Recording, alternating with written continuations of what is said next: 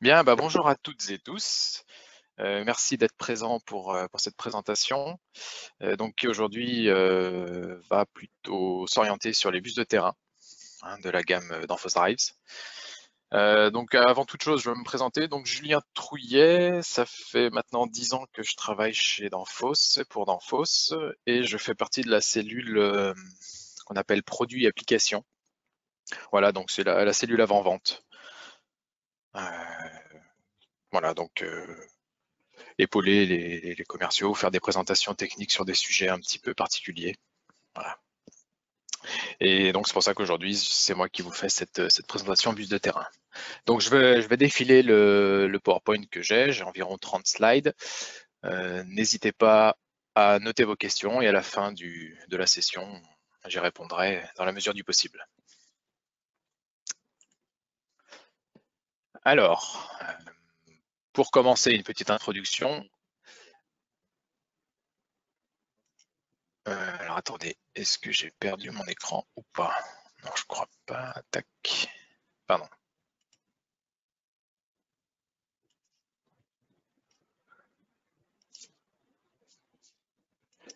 Est-ce que vous voyez toujours mon écran? Il n'y a pas de souci?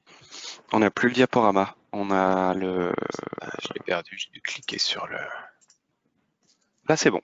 Là, parfait, pardon, excusez-moi. Donc oui, introduction. Donc tout ce qui est aujourd'hui information en temps réel, les informations deviennent de plus en plus importantes dans le système d'automatisation et de contrôle industriel. Voilà, et ça c'est d'autant plus vrai à mesure que nous progressons dans l'industrie 4.0. Donc l'accès immédiat aux données augmente bien évidemment tout ce qui est transparence dans les installations de production, et tout en permettant aussi d'optimiser les performances du système, de collecter et d'analyser les données du système et de fournir une assistance à distance 24/24 depuis n'importe où dans le monde. Voilà, donc quelle que soit votre application ou votre protocole de communication préféré, on va dire, les variateurs VLT et Vacon, donc de la gamme Danfoss, disposent d'une très grande variété de protocoles de communication, et de cette façon, on peut vous assurer que le variateur s'intégrera parfaitement dans le système que vous avez choisi, en vous offrant la liberté de communiquer comme bon vous semble. Alors, on y va par étapes. Si on parle de solutions sans bus de terrain, ce qu'on appelle le câblage traditionnel. Donc, dans cette configuration système, les connexions entre le variateur et l'automate, représenté ici sur le schéma de gauche. Je vais d'ailleurs mettre un pointeur. Voilà, sur donc l'automate avec les variateurs en dessous. Les connexions nécessitent un fil pour chaque entrée, donc qui doit être contrôlé ou surveillé. L'avantage d'un système comme celui-ci est que les composants individuels eux-mêmes sont relativement peu coûteux. Mais il y a le revers de la médaille, c'est un prix, car ces systèmes sont souvent coûteux à installer et à étendre principalement. Donc chaque périphérique ou signal supplémentaire nécessite un nouveau câblage et peut également nécessiter du matériel automate supplémentaire avec une programmation et une vérification en plus. Donc généralement, ça signifie des coûts d'investissement plus élevés et aussi une flexibilité beaucoup plus limitée. Et qui plus est, le risque d'erreur est élevé à mesure que le nombre d'entrées-sorties et de fils augmente. Voilà, donc ça c'est pour la solution câblage traditionnelle. Maintenant, on passe sur la solution bus de terrain, donc connexion de bus de terrain appelée série. Donc un système de bus de terrain classique utilise uniquement, classique ou série on va dire, donc des connexions à paires torsadées pour communiquer via des protocoles série. Donc voilà, c'est généralement on retrouve deux fils. Donc en termes de protocole, on peut retrouver pour les plus connus le Profibus, le CAN-Open, le Modbus RTU, voilà, le DeviceNet, c'est généralement ces bus de terrain qu'on retrouve principalement. Et par rapport au système câblé sans connexion de bus de terrain, la connectivité de bus de terrain série a un coût plus élevé en termes de composants. Ces solutions de bus de terrain offrent quand même plusieurs avantages. Moins de points de connexion des câbles, une mise en service plus rapide, et un risque de panne réduit. Donc l'ajout d'autres composants après dans le système nécessite dans ce cas-là de ne programmer uniquement que les nouvelles entrées dans l'automate. Donc ce qui est à la fois plus rapide, plus sûr et à un coût nettement inférieur à un système câblé. Voilà, donc ici on peut voir la connexion de l'automate avec une connexion en chaîne, une liaison en chaîne pour une communication série. Et la troisième solution, c'est la connexion bus de terrain à base Ethernet.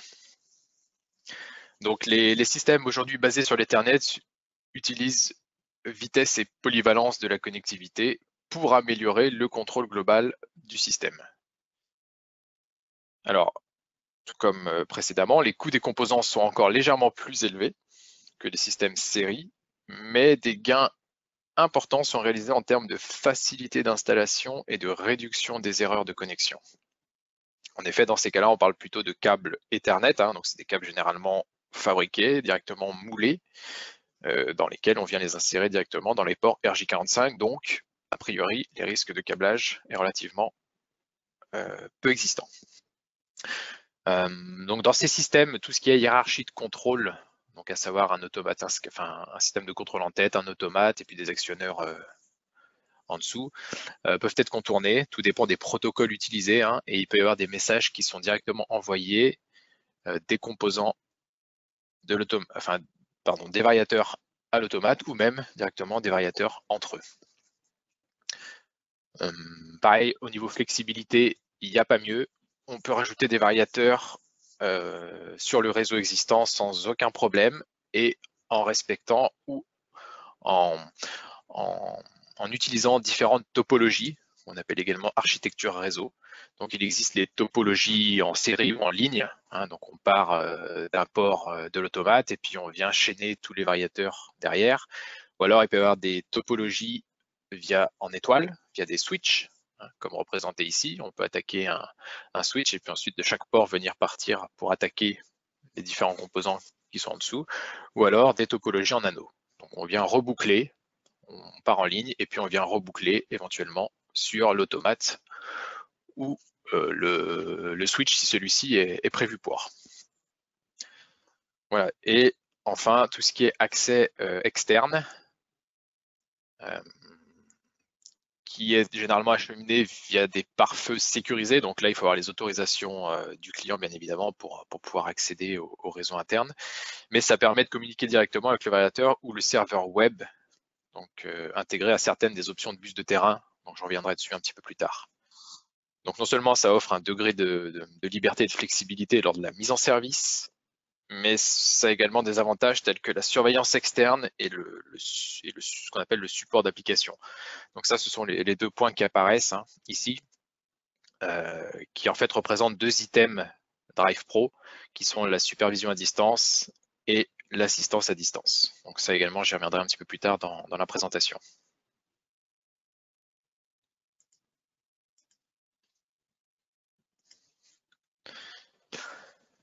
Les bus de terrain compatibles gamme Danfoss.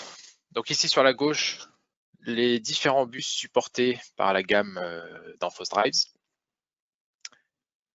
Donc on couvre tous les principaux bus de terrain, que ce soit donc des bus de terrain série, donc on retrouve le Profibus, le BACnet ou encore le DeviceNet CanOpen, avec des bus également qui sont dédiés à certains constructeurs ou qui aujourd'hui ne sont plus également utilisés, comme l'ASI, qui aujourd'hui ne fait plus partie des protocoles de nos produits actuels.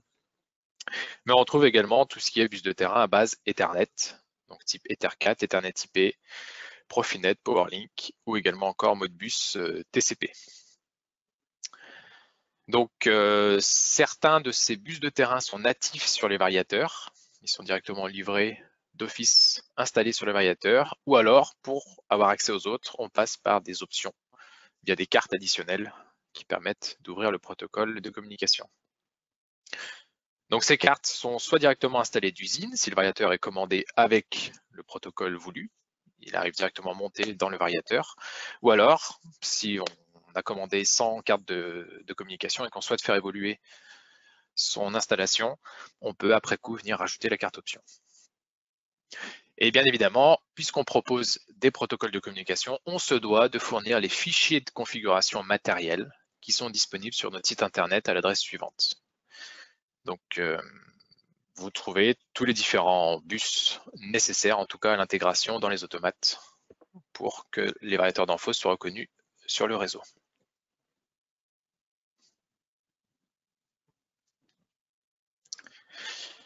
Donc ici, une synthèse de tous les différents bus compatibles avec la gamme d'Enphos. Donc en fonction des gammes de produits, donc VLT et ici gamme Vacon, tous les bus de terrain ne sont pas disponibles.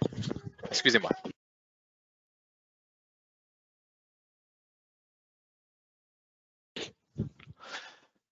Donc ça, c'est dû au fait que les variateurs sont dédiés métiers chez Danfoss et que nous avons des variateurs plutôt dédiés industrie, d'autres variateurs plutôt dédiés pour le monde de l'eau, pour le monde de la ventilation. Donc tous les protocoles ne sont pas nécessaires à utiliser dans tous les secteurs d'activité. C'est pour ça qu'aujourd'hui, on ne retrouve pas tous les bus de terrain sur tous les variateurs.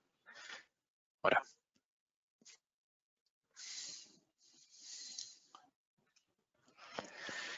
Alors, partie hard, partie installation. Donc là, ici, si on parle d'un variateur qu'on appelle gamme premium chez Danfoss, donc c'est la gamme FC100, 200, 300 en format IP20, donc format danois jusqu'à 90 kW.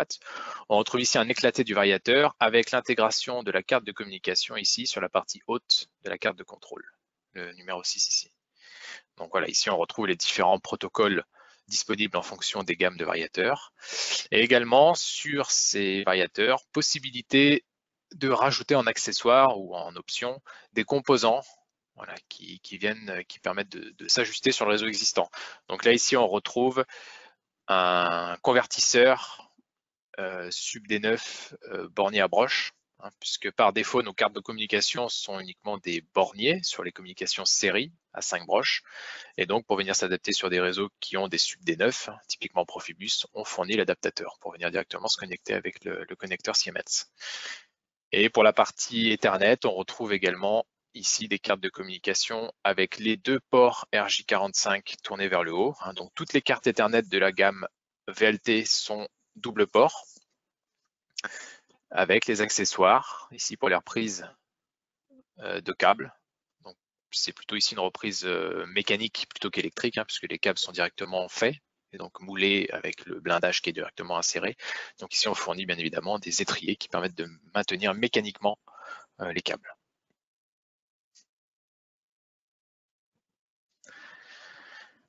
Donc toujours sur la gamme premium, mais ici en format IP55 ou 66, donc format étanche.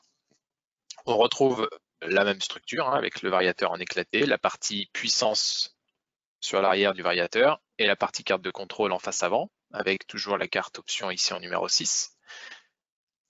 Donc ici, ce qu'il faut bien voir, c'est que dans des formats étanches, la carte de communication étant vers le haut, dès qu'on est en communication Ethernet, il faut juste se méfier de l'espace restant entre le haut de la carte et le haut du variateur. L'espace pouvant être assez restreint en fonction, pouvant être assez restreint en fonction des formats, il est possible d'utiliser des connecteurs coudés hein, pour repartir vers le bas et passer ensuite par les presse-étoupe. Ou alors, on a également possibilité de fournir un accessoire qui est une carte de déport, c'est uniquement un déport mécanique qui permet de décaler la carte, de la retourner de 180 degrés pour avoir les ports vers le bas. Voilà, donc aujourd'hui, il y a des solutions pour tous les types de bus et également tous les IP du variateur pour pouvoir connecter n'importe quel type de communication. Donc cette carte est de la fourniture d'Enphos, hein, c'est un accessoire. Par contre, les connecteurs coudés, nous on ne les fournit pas. Ça, c'est pas de notre manufacture. Donc toujours gamme premium, mais cette fois format américain, qu'on appelle US, donc à partir de 110 kW en 400 volts hein, pour les FC 100 et 200.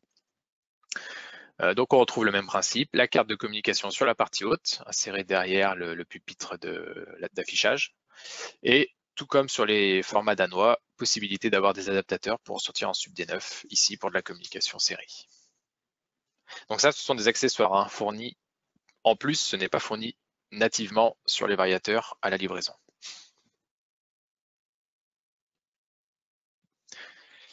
Toujours dans la gamme VLT, mais cette fois-ci la gamme FC280, donc qui est le variateur qu'on appelle chez nous Machinery Drive. Donc c'est un variateur uniquement IP20 de 0,37 à 22 kW en 400 volts.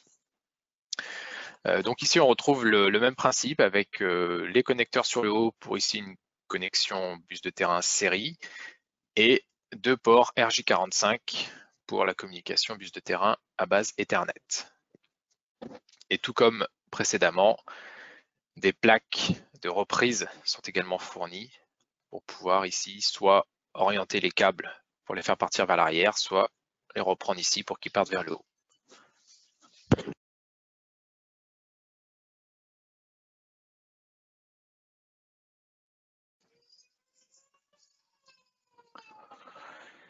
On continue dans la gamme VLT. Donc ici le FCD 302. Donc le FCD 302, c'est un variateur dédié principalement pour l'agroalimentaire, donc de 0,37 à 3 kW en termes de puissance. Ici, donc lui, le FCD 302 est conçu en deux parties principales. Il y a une partie boîtier d'installation qui contient tous les connecteurs, qui n'a aucune intelligence, et une partie supérieure qui est la partie active où toute l'intelligence, aussi bien partie puissance que partie contrôle, se situe. Donc ici, tout est accessible en externe via des press et toupes. Et pour la communication, il y a possibilité d'avoir ce qu'on appelle des rallonges qui permettent pour les communications Ethernet et également pour le Profibus, c'est également possible, de ressortir ici avec un M12 et avoir directement un connecteur 5 broches à visser pour avoir accès à la communication. Donc on les retrouve ici, il y a deux entrées, enfin deux ports, un entrant, un sortant, qui vous permettent d'éviter de dévisser le variateur pour venir passer le câble à l'intérieur et le connecter. Voilà, donc ça peut aussi être c'est également un accessoire qui est fourni en plus et qui permet d'externaliser la connectique sans avoir à débrancher quoi que ce soit, ou à dévisser quoi que ce soit tout du moins. Donc le FCD 302, ce n'est ni plus ni moins qu'un FC 302, donc gamme industrielle, mais D pour décentraliser, donc encapsulé dans un boîtier étanche.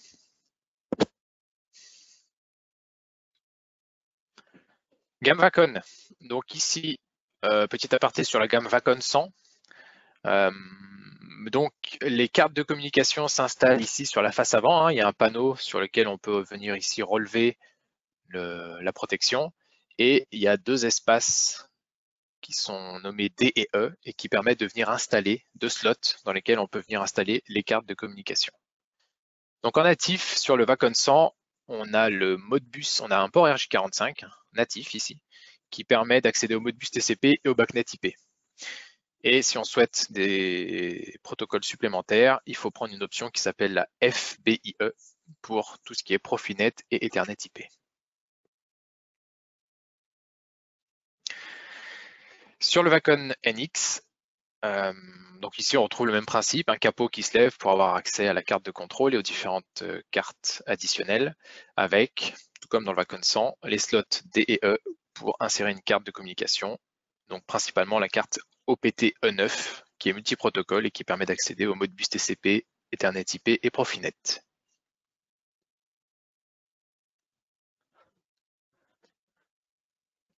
Web server. Donc là, on repasse plus côté soft maintenant.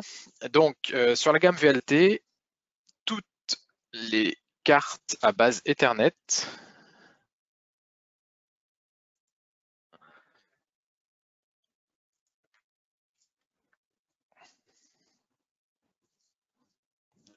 ce qui se passe au niveau de l'écran. Je ne sais pas si vous avez toujours le...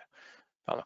Toutes les cartes à base Ethernet de la gamme VLT sont équipées d'un web server. Donc il faut savoir que depuis 2008, les cartes équipées à base Ethernet sont équipées d'un web server, mais première version. C'est pour ça qu'aujourd'hui, il y a maintenant le web server 2.0, qui est donc une évolution, et qui sera disponible sur les cartes à partir de Q2 2020. Donc, au vu de la situation, c'est peut-être une date qui va glisser, mais très prochainement, un nouveau web server fera son apparition sur les cartes à base Ethernet. Donc, de la gamme VLT, je précise bien. Donc, le web server, il se présente ici comme l'image à gauche du slide. Donc, avec possibilité de personnaliser son tableau de bord. Donc, on a différents types d'affichage qui apparaissent. On a possibilité de les agencer comme bon nous semble, d'en supprimer, d'en rajouter. On a ici avec le fameux new widget, on peut rajouter d'autres informations à afficher. Ce web server est bien évidemment compatible tout navigateur. Vous pouvez l'ouvrir de n'importe quel Internet Explorer, Mozilla, Microsoft Edge. Il n'y a pas de souci au niveau des explorateurs. On retrouve tout ce qui est information de l'état du variateur, donc toutes les informations principales, fréquence, courant, vitesse, enfin voilà, tout ce dont on a besoin à première vue. On a également l'état du réseau de communication, donc à savoir les adresses IP, les masques, ou tout ce qui sert à communiquer. Possibilité également de recevoir des notifications par email. Voilà, en cas d'erreur, on peut décider de recevoir une notification pour être averti par mail. Et puis, on a également un lien pour tout ce qui est documentation d'Enphos. Voilà, donc ici des affichages et des images.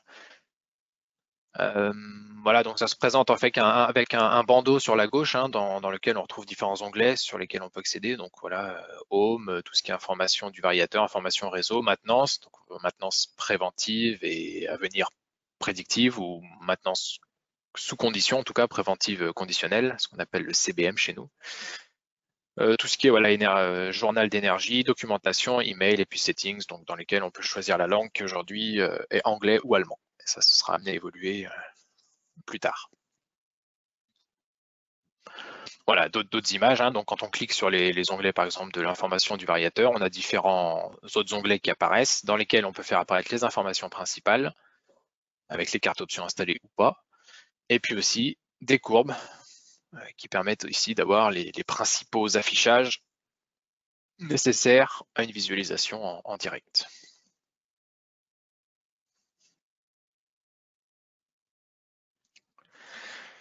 Voilà, donc ce web server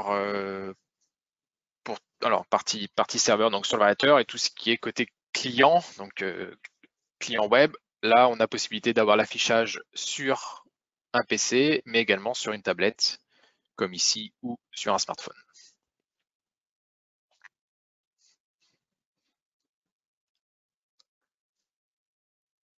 Donc ça nous mène voilà à ce qu'on appelle au remote monitoring, donc la supervision à distance. Donc ça, c'est un item Drive Pro. Donc alors Drive Pro, il y a des webinaires qui ont été dispensés à ce sujet.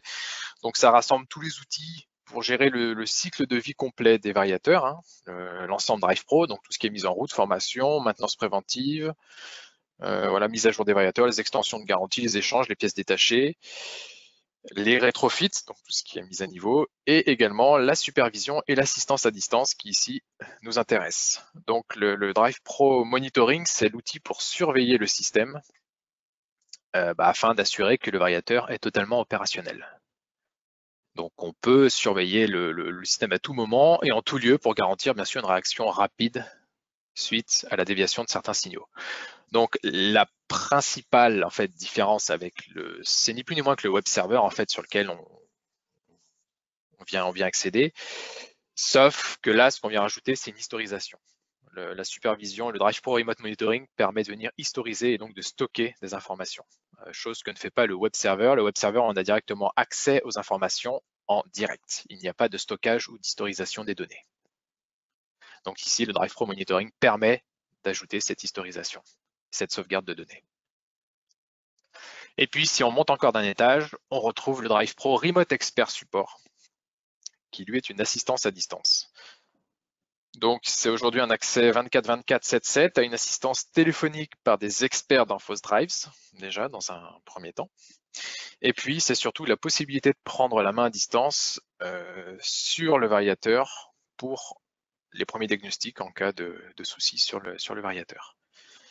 Donc là, cette assistance, on a aussi bien les remontées d'infos qu'un accès au variateur. Donc, on monte encore d'un étage par rapport au remote monitoring du slide précédent.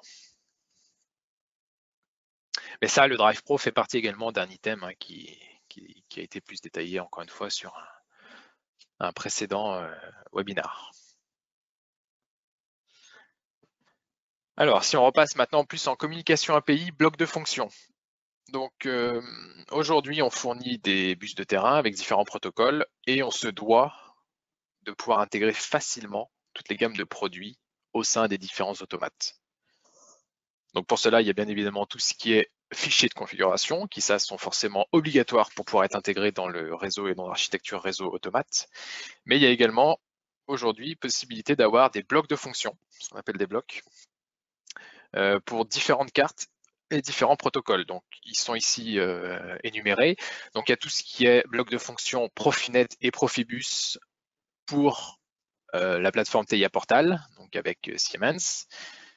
Également Ethernet IP pour tout ce qui est Rockwell, Ethercat pour Beckhoff, PowerLink pour BR et enfin le Modbus TCP pour le logiciel Unity Pro de Schneider.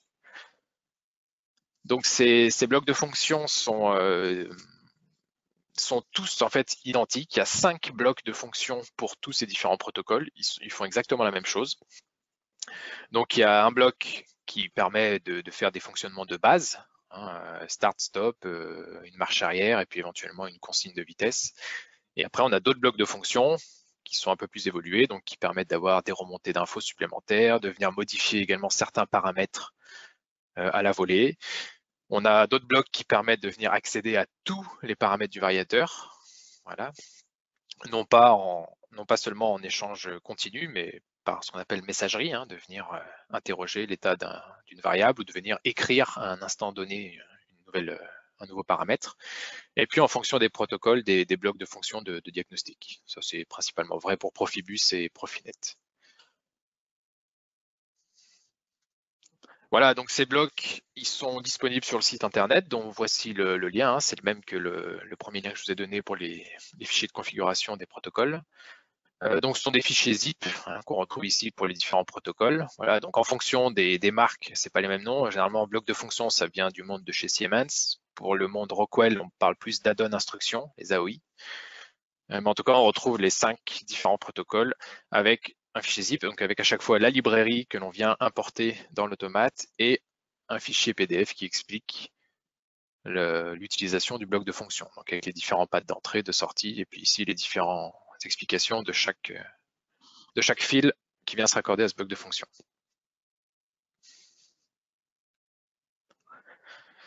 Alors pour aller encore plus loin dans l'intégration et l'aide d'utilisation des variateurs d'Enphos au sein des automates, il y a également possibilité sur TwinCat et TIA Portal de venir intégrer notre logiciel de programmation qui s'appelle MCT10 directement au sein du logiciel, donc TIA Portal et TwinCat. Donc en fait, il y a ce qu'on appelle un TCI, c'est un Tool Calling Interface, qui permet d'intégrer directement notre logiciel dans, encore une fois, le logiciel TIA Portal.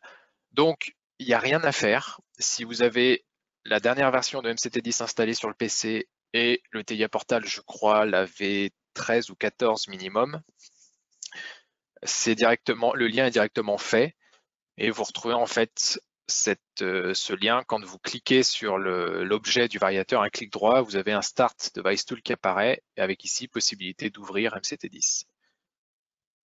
Donc le gros avantage, c'est qu'aujourd'hui avec un seul projet, si je base mon exemple sur TIA Portal, avec un seul projet TIA Portal, vous avez possibilité de venir sauvegarder tous les variateurs avec tous les paramètres dans le logiciel MCT10 qui lui-même est encapsulé dans TIA Portal. Donc aujourd'hui, il n'y a pas deux projets MCT10 et TIA Portal, il n'y en a qu'un seul, TIA Portal.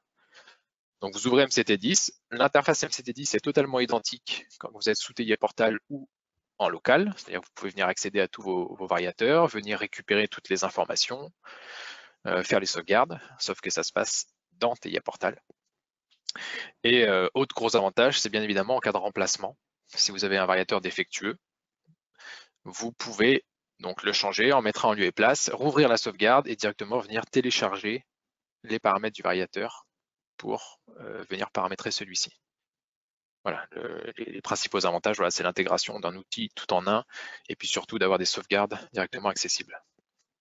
Et on retrouve ce même principe avec TwinCat, donc cette fois pour le monde Beckhoff. Voilà, donc ça, pas hésiter à vous en servir, hein. Je vous dis, c'est natif à partir du moment où vous avez la dernière version MCT10 avec une version TIA Portal.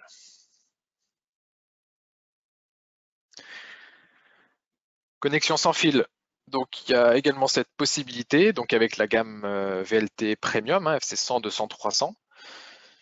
Il y a ce qu'on appelle l'afficheur LCP 103, donc qui se met en lieu et place de l'afficheur traditionnel, hein, avec le fond orange qui s'appelle le LCP 102, donc c'est l'un ou l'autre.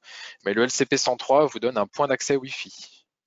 Voilà. Et grâce à ça, et l'application qui s'appelle My Drive Connect, disponible donc sous Google Play ou sur l'Apple Store, vous avez possibilité de retrouver en fait l'afficheur sur le téléphone, donc qui communique avec le variateur en Wi-Fi. Donc vous avez un accès complet et sécurisé au variateur.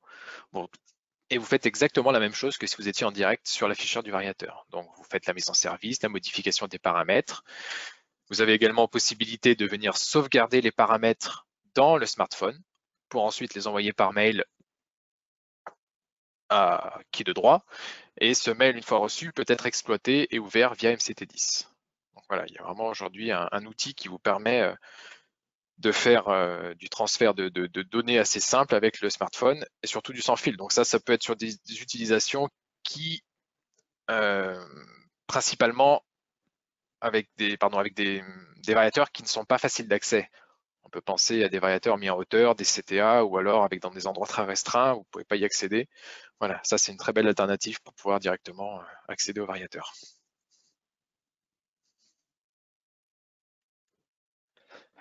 Et on retrouve ce principe de connexion sans fil avec le logiciel MCT10.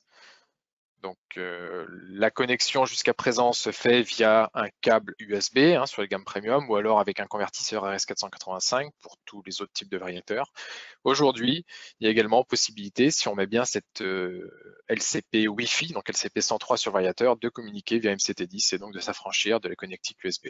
Donc ça, c'est voilà, gros intérêt également si le variateur n'est pas directement à proximité de la machine et que vous avez utilisé par exemple la fonction oscilloscope du MCT10, vous pouvez directement vous mettre à proximité du moteur et faire comme si vous étiez connecté au variateur. Donc on fournit des guides d'application bien évidemment, hein, pour vous expliquer les différents paramétrages à faire au sein du PC et au sein du variateur pour établir une connexion Wi-Fi entre le logiciel et le variateur.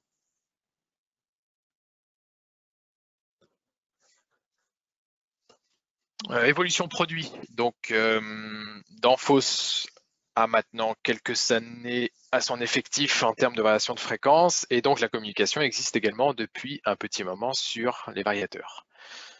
Donc, afin d'assurer ce qu'on appelle compatibilité ascendante et donc minimiser les modifications à faire quand on a un rétrofit ou une modification de gamme à effectuer, il existe des cartes qui permettent de faire ce qu'on appelle des conversions automatiques. Donc généralement, ici on a des cartes Profibus Converter ou DeviceNet Converter.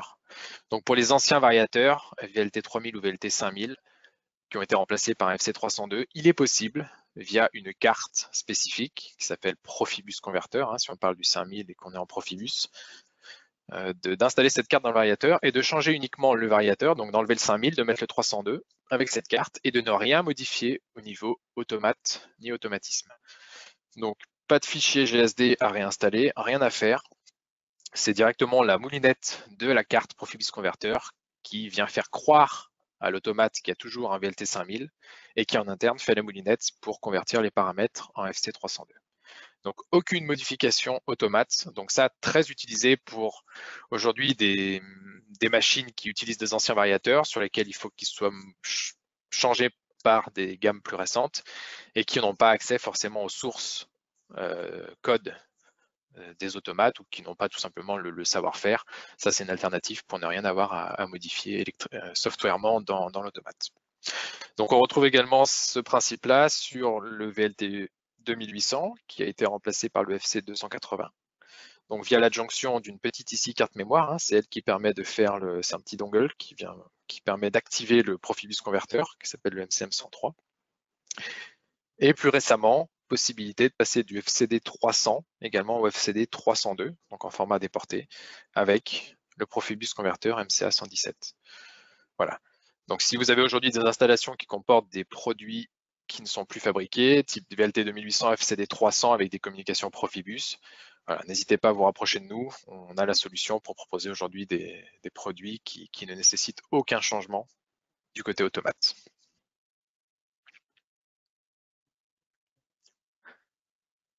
Partie sécurité.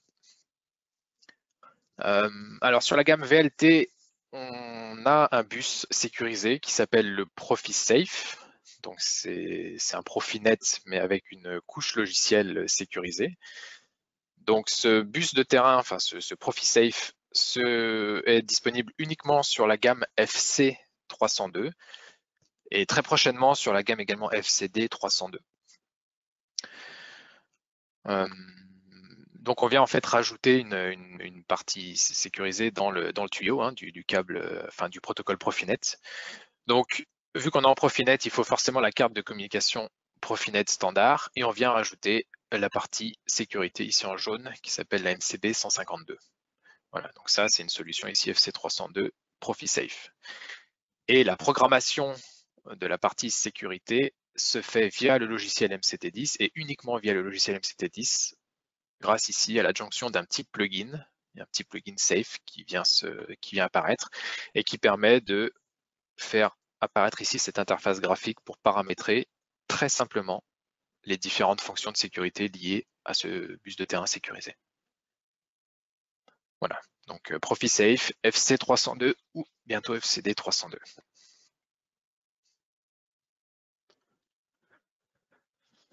Alors on a également une gamme de démarreurs au portefeuille des produits d'Enphos, hein, quand la variation de vitesse ou la variation de fréquence n'est pas requise, mais qu'une vitesse fixe est requise et qu'un démarrage doux et un arrêt doux est nécessaire, le démarreur joue très bien ce rôle.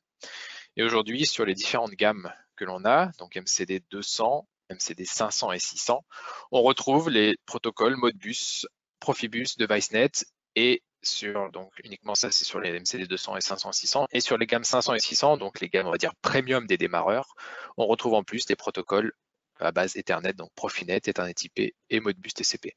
Voilà, donc n'hésitez pas, hein, si encore une fois, si vos applications ne nécessitent pas de variation de fréquence, le démarreur est une excellente alternative pour la vitesse fixe. Et en plus, on vient proposer les protocoles de communication qui peuvent s'ajouter facilement au réseau existant.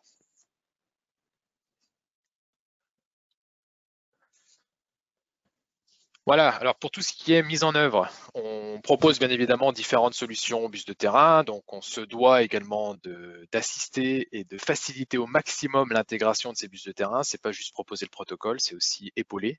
Donc pour ça, on a différents guides d'application, donc ce sont des PDF hein, qui font chacun une quinzaine de pages.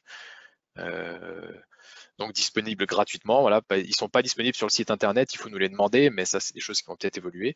En tout cas, on a différents sujets, il y a autant de sujets que de configurations différentes, on en a je crois 200 ou 300 en tout, et on en a également des spécifiques dédiés pour les bus de terrain. Donc ici, il y en a par exemple un pour comment intégrer une carte Ethernet IP MCA121 dans le monde ici Schneider avec un M580. Donc on a des impressions écran avec voilà ici de l'automate. On retrouve également la même chose avec des impressions écran ici du Telia Portal hein, pour l'intégration de la carte Profinet chez Siemens. Donc c'est très bien fait, il suffit de suivre pas à pas avec beaucoup de schémas pour intégrer très facilement et être capable de communiquer très rapidement avec les variateurs. Et on retrouve également la même chose pour tout ce qui est ici comment faire communiquer le logiciel MCT10 justement avec un variateur en Wi-Fi ou également comment venir installer un variateur FCD 302 en lieu et place d'un FCD 300 qui communiquait en Profibus, donc via la fameuse petite moulinette qui permet de ne rien modifier de manière soft. Mais il y a plutôt des modifications mécaniques, donc ici on vient vous expliquer ce qu'il faut faire attention quand on vient échanger les produits. Voilà, donc aujourd'hui on a, je vous dis, 200 ou 300 guides d'application sur énormément de sujets, donc n'hésitez pas à revenir vers nous pour nous demander si on a tel ou tel type de guide.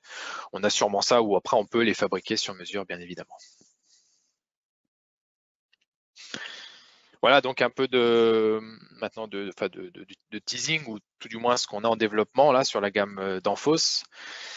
Donc première chose, c'est ce qu'on appelle le Profi Énergie. Donc c'est un profil qui fait partie du protocole Profinet, hein, donc de chez Siemens. Donc aujourd'hui la partie contrôle de commande de niveau supérieur, donc tout ce qui est contrôleur ou pupitre, peut venir arrêter spécifiquement l'installation ou certaines fonctions du variateur pendant des périodes non opérationnelles. Donc ça a un impact directement d'économie d'énergie. L'utilisation ou l'exemple le plus flagrant, c'est pour tout ce qui est par exemple four dans les aciéries ou dans les industries lourdes. Le four, on l'arrête le soir et on le redémarre le lendemain matin. Maintenant, un four, le temps qu'il chauffe, il peut y avoir plusieurs heures. Donc, soit on fait venir des personnes à 5 heures pour y remettre en route et que ce soit opérationnel à 8 heures, ou alors on passe par ce type de profil et de communication, de profil énergie, qui lui est capable de savoir que pour être opérationnel à 8 heures, je redémarre la machine ou la chauffe à partir de 5 heures. Donc voilà, il y a possibilité d'enregistrer différents scénarios pour pouvoir anticiper les coupures et les remises en route des différents appareils et ainsi dans le but final bien sûr d'économiser de l'énergie et de gagner en efficacité et en efficience. Voilà, donc ça c'est en cours de développement chez Danfoss. Il faut intégrer ce profil aux cartes existantes pour pouvoir se raccorder sur le bus de terrain. Également en développement, ce qu'on appelle toujours Profinet, le Profinet S2. Donc ça, c'est de la redondance automate.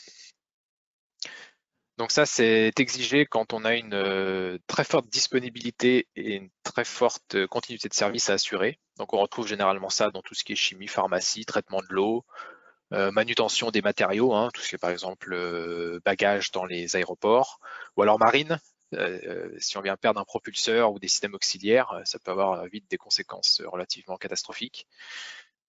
Donc, on a déjà des systèmes de redondance au niveau des variateurs par ce qu'on appelle les topologies anneaux, donc de venir ici connecter un réseau en anneau. Si jamais on perd une branche, il y a l'autre côté qui vient prendre la main. Mais il faut également que le variateur soit configuré et prévu pour être capable d'accepter le pilotage de 2 automates redondants. Donc c'est pour ça qu'il y a un protocole qui s'appelle le Profinet S2 qui doit être embarqué dans le variateur. Et c'est des choses qui aujourd'hui sont en développement chez Danfoss.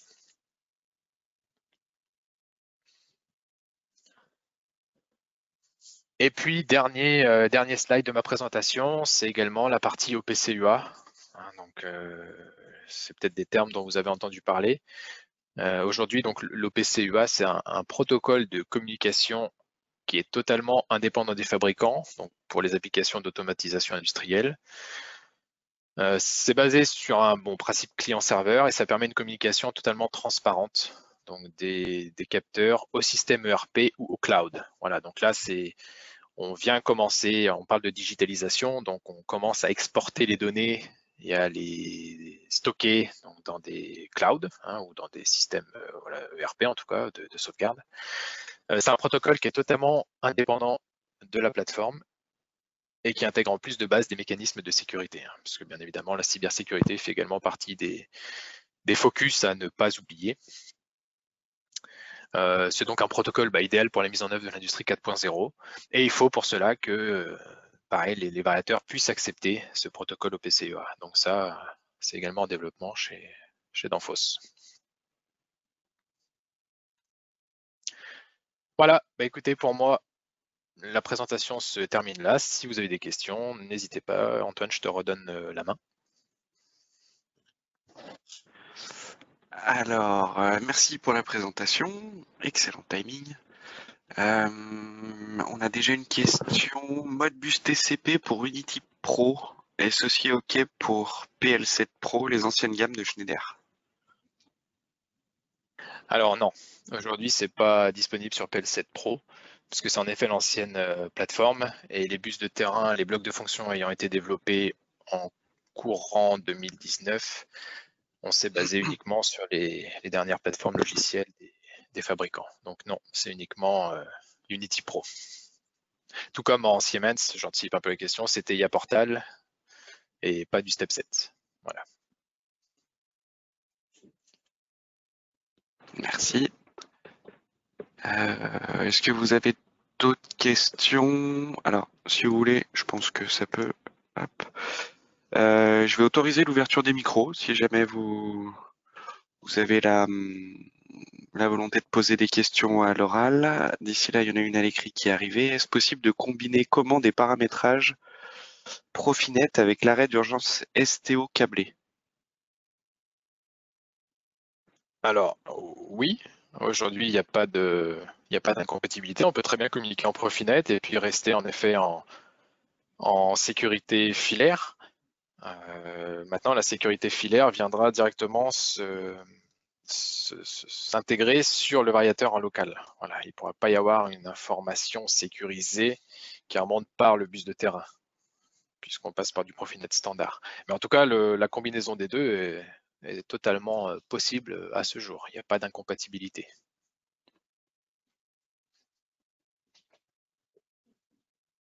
Merci. D'autres questions? N'hésitez pas à l'écrit ou à l'oral, c'est avec plaisir.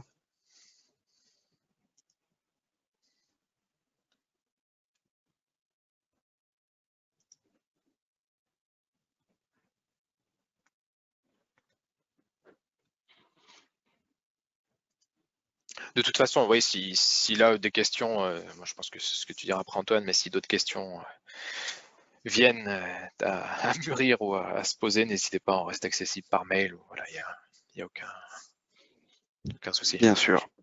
Bien sûr, bien sûr. Et comme indiqué en début de présentation, vous recevrez du coup le PowerPoint qu'on vous a diffusé, ainsi qu'un petit questionnaire sur les prochains sujets que vous souhaitez voir abordés pendant les prochaines semaines. Encore une fois, si vous voulez bien prendre 5 minutes, s'il vous plaît, pour y répondre, ce serait super sympa. Euh, alors, que se passe-t-il lors d'une coupure de protocole de communication quand le variateur fonctionne? Alors on a des fonctions qui permettent de programmer justement ce qui se passe en cas de perte de communication. Donc première chose, on définit un timer, voilà, à partir duquel on décide que la communication n'est plus présente. Et après, on a un autre paramètre qui nous permet de définir la fonction à faire quand on a dépassé ce timer. Donc, soit on arrête le variateur, soit on part à fond, soit on repasse sur une vitesse de repli, de jogging, ou soit encore possibilité de changer de process pour passer dans un fonctionnement peut-être dégradé. Mais oui, oui, il y a, quel que soit le protocole utilisé aujourd'hui, il y a ces paramètres de fonction qui sont là et qui permettent de gérer la perte de communication. Ok. Bonjour, vous avez dit dans les premiers slides que dans la première méthode de raccordement des variateurs par fil, nous devons surveiller les liaisons. Comment réalise-t-on cela? Alors, surveiller les liaisons, je ne suis pas sûr de bien comprendre, mais si on parle en effet de la premier type de, enfin, hors communication, c'est uniquement en effet des fils, hein, donc c'est du câblage filaire. Alors la surveillance se fait directement par les signaux qui arrivent ou pas sur le variateur ou qui remontent ou pas sur l'automate. C'est uniquement une vérification en cas de, en fait, de problème ou voilà, c'est du raccordement purement électrique. Donc après, partir prendre son multimètre, voir si le signal ou la tension est bien présente. C'est la seule solution aujourd'hui pour s'assurer que tout est présent. Et sur le variateur, il y a également possibilité de savoir si telle ou telle entrée digitale arrive ou bien il y a un paramètre qui permet de donner l'état des entrées sorties digitales ou analogiques d'ailleurs et qui permettent de vérifier que le signal est correctement reçu et interprété par le variateur. Voilà. Je ne sais pas si ça répond à la question, mais voilà, pour la méthode de vérification, c'est ni plus ni moins que du filaire avec un outil qui permet de visualiser que tout est bien raccordé. Merci bien. Dans le cas d'un réseau Ethernet et des grandes longueurs de câbles, avez-vous des préconisations concernant les perturbations? Alors, dans nos manuels d'installation, en fonction des protocoles, on définit en effet des longueurs maximales accessibles. On définit également des catégories de câbles à utiliser, hein, donc c'est généralement des catégories 5 ou 6 pour les câbles Ethernet, avec des longueurs aussi. Ouais. Donc les préconisations sont données dans le manuel, mais bon, il faut savoir sur Ethernet, entre chaque station, on peut assurer jusqu'à 100 mètres hein, de distance. Voilà. Bon, après, rentre toujours pareil, ça c'est dans le meilleur des mondes, mais on sait très bien qu'au sein d'une armoire ou au sein d'un bâtiment, il y a aussi de la CEM avec beaucoup de préconisations à prendre et à réaliser de manière propre et saine pour minimiser les perturbations CEM. Donc après, on s'en retourne aux bonnes installations dans les règles de l'art de la CEM. Donc à bien séparer les parties puissance des parties commandes, à bien faire les reprises de blindage. Voilà. Donc après là, on retombe dans le discours, on va dire, standard d'installation et des bonnes pratiques de la variation de fréquence. Peut-on revenir sur le principe de rétrofit du FCD 302? Revenir sur, alors je ne sais pas s'il faut que je revienne au niveau des slides. Tac, FCD, voilà, je pense que c'est celui-ci. Ah oui, pardon, oui, c'est pas juste revenir au slide, c'est revenir sur le fonctionnement, oui. Pardon.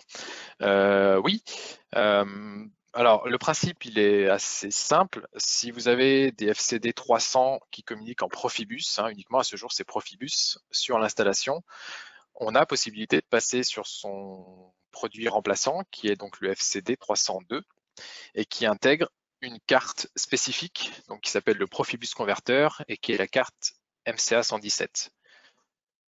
Donc ça, faut bien, c'est une carte différente de la carte Profibus standard, qui permet d'intégrer la petite moulinette. Donc, il faut bien préciser que c'est pour une conversion Profibus.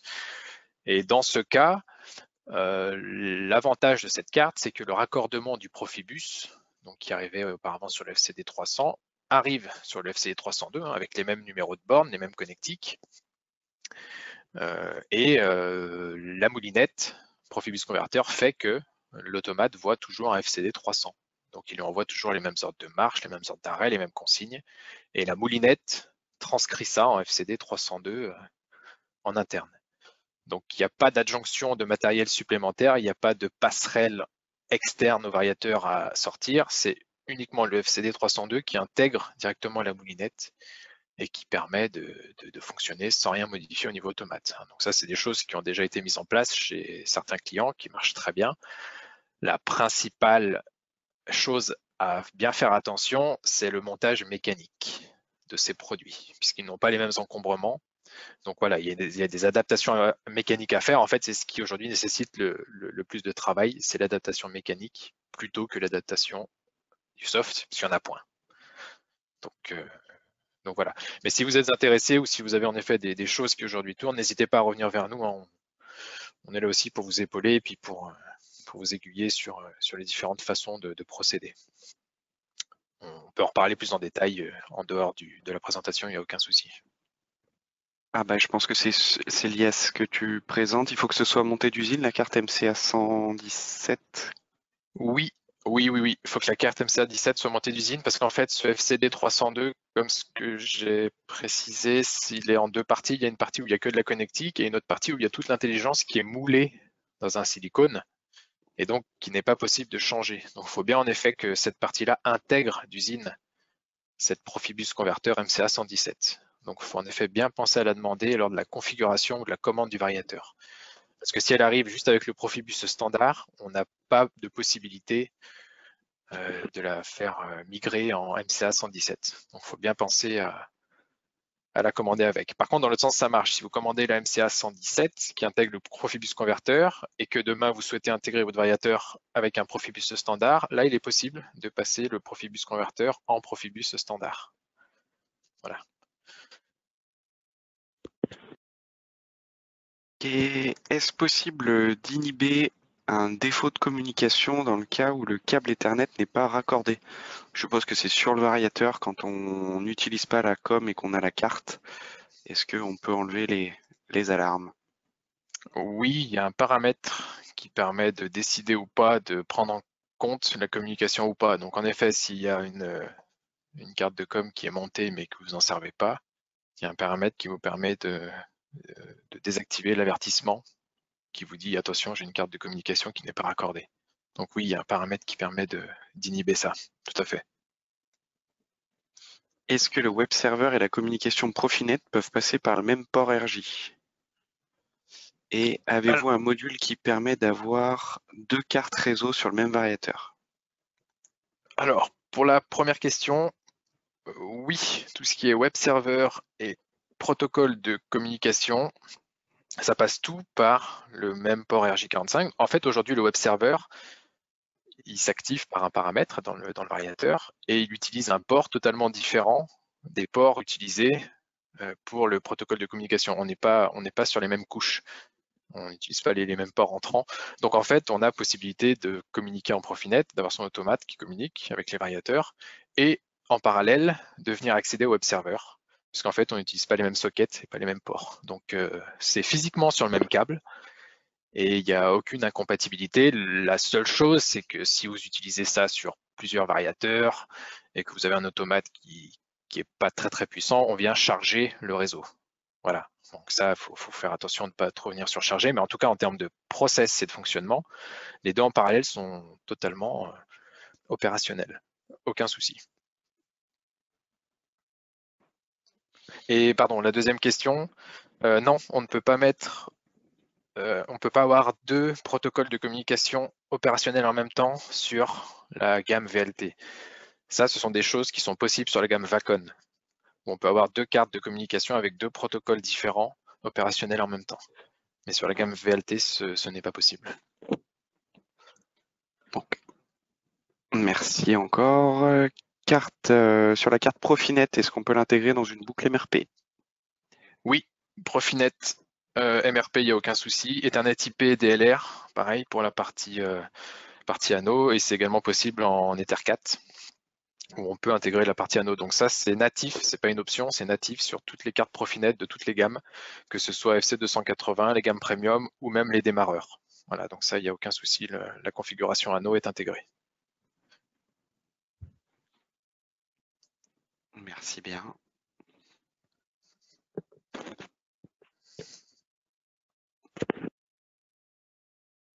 Pas d'autres questions?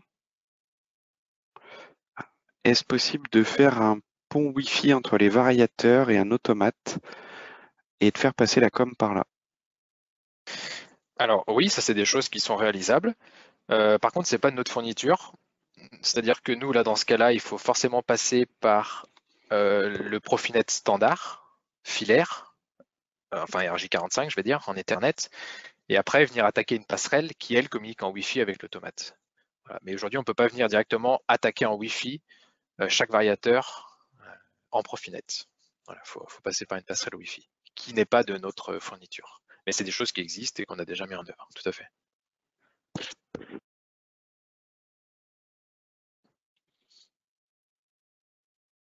Donc votre carte Wi-Fi sert pour le web server uniquement?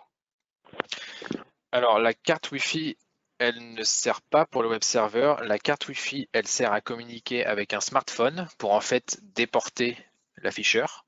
Le but principal à l'origine, c'est ça, c'est de pouvoir déporter l'afficheur pour l'avoir accessible sur son téléphone et ainsi pouvoir modifier les paramètres du variateur comme bon vous semble, mais à distance. C'est le principal rôle de la carte Wi-Fi. Et après, dans un deuxième temps, il y a aussi possibilité de communiquer avec le logiciel MCT10. Mais en aucun cas, en effet, on crée un point Wi-Fi qui va pouvoir communiquer avec un automate, si c'est l'origine de la question. C'est uniquement c'est de l'inter-danfoss, hein, donc c'est un smartphone avec l'application MyDrive Connect ou le logiciel MCT10.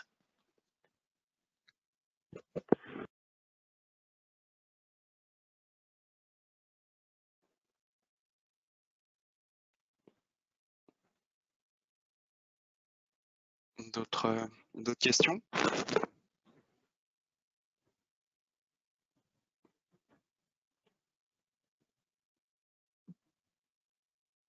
Merci à vous. Si vous n'avez pas d'autres questions pour le moment, on va conclure ici. On se retrouve cet après-midi à 14h si vous le voulez, avec la CEM et comment bien câbler et installer son variateur pour ne pas être embêté et garantir une bonne pérennité de votre installation. Donc, ce sera avec plaisir qu'on vous retrouvera. Sinon, d'ici là, passez un très bon week-end et on revient vers vous très rapidement pour les programmes des formations à venir sur les semaines qui arrivent. D'ici là, encore une fois, portez-vous bien. Encore merci de vous inscrire et de nous rejoindre. Et à tout à l'heure pour ceux qui seront là. Merci beaucoup. Au revoir à tous.